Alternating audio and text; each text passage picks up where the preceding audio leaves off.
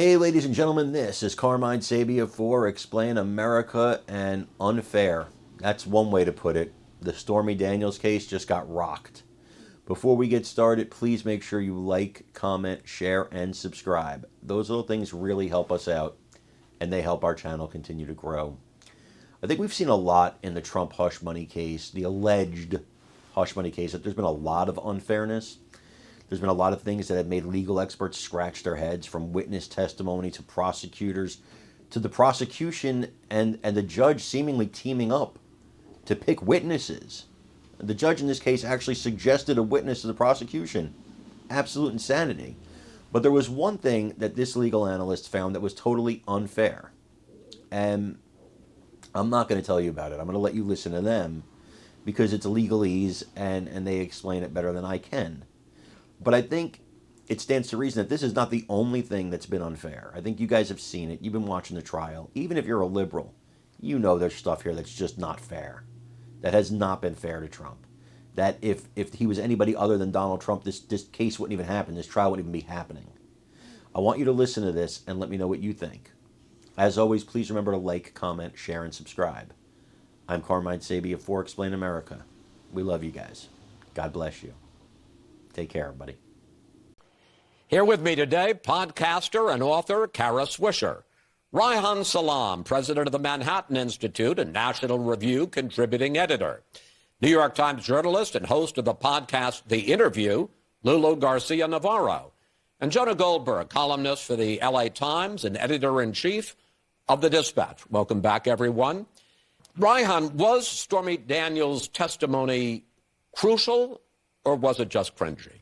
It was certainly cringy. It also was not germane.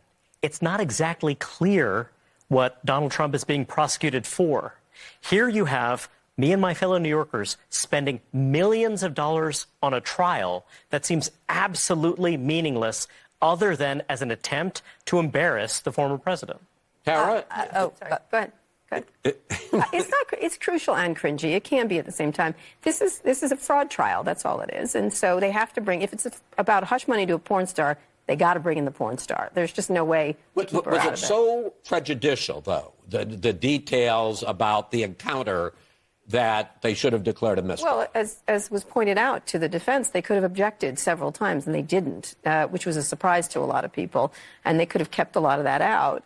You know, she's a porn star. I don't know, what else would she talk about? It's a sexual encounter that was paid for to keep quiet. They've got to talk about the details. And part of the problem here is that this is actually the defense's fault, because what they are saying is that this never, ever happened. And so if you're saying it never, ever happened, then you want to bring someone in that says, no, actually it did. And then, of course, you want to understand if this person is credible. So she went into, you know, minute detail, excruciating detail. Reihan, you persuaded by... No, I mean, the reason they weren't objecting in the moment is because it was totally inappropriate to have this person take the stand with regard to the fundamental question of whether or not this was some kind of felony. I think that this is just crazy to have a judge who should have recused himself in the first place. This is someone who is a campaign contributor to the incumbent president. His daughter is someone who has literally worked for President Biden. His daughter works for President Biden, for Kamala Harris, and for various other Democratic operatives. She's a Democratic operative. The fact is, she provides the motive. The whole case is based on whether or not he falsified records to pay her off. She's got to be there to show it was a bad story and there was a reason to pay her off. She has also explicitly said that she wants to embarrass and shame this guy, right? So I think that that's certainly speaks to prejudice. You don't think any witnesses ever have an axe to grind? Well, in this case, she's explicitly said things that are prejudicial. Do you think it didn't happen? I mean, that's what this is about. Do you think it didn't happen? I think it's irrelevant. I think that there was a how can it be irrelevant? Trump is saying it didn't happen. She has to be there. There's no other way. All right. Enough about that witness, and I want to bring Jonah in. Yeah. The key government witness, Michael Cohen, is expected to testify Monday. He's the person who the prosecution says can directly link the hush money payments to falsified business records. Jonah, is Cohen too compromised? Has he told too many lies to be a credible witness to a jury? I think he's not at all credible by himself. I think the prosecution has probably done a lot of homework, and they've laid a lot of groundwork to link his assertions and accusations to provable facts. And so that's the only way you can have Cohen do it, because But you think they've laid the groundwork? I think they have. I mean, I'm much more with Ryan on this. I largely think the trial's a farce, but they need to have Cohen in there, and they need to have, and they need to button up anything that he says and connect it to other facts.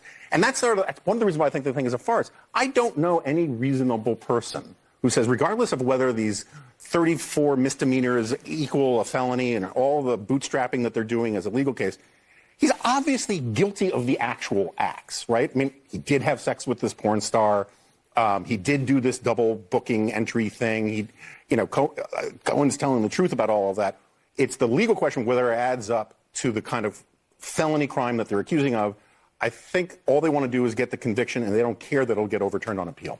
Meanwhile, the judge refused to lift the gag order, even when Trump's lawyer said, well, she's already been on the stand. Stormy Daniels said terrible things about him. Let him respond to it now. And I guess the question is, Lulu, is it unfair to keep the gag order in effect, particularly in the middle of a presidential campaign, particularly about a witness who's already testified? But what the judge said is that because Donald Trump has proven himself to be so over the top when he goes after people, so prejudicial, that it is actually important to keep the gag order on. This is based on Donald Trump's own actions and what he has previously said. This isn't something that the judge is simply doing to be punitive to Donald Trump.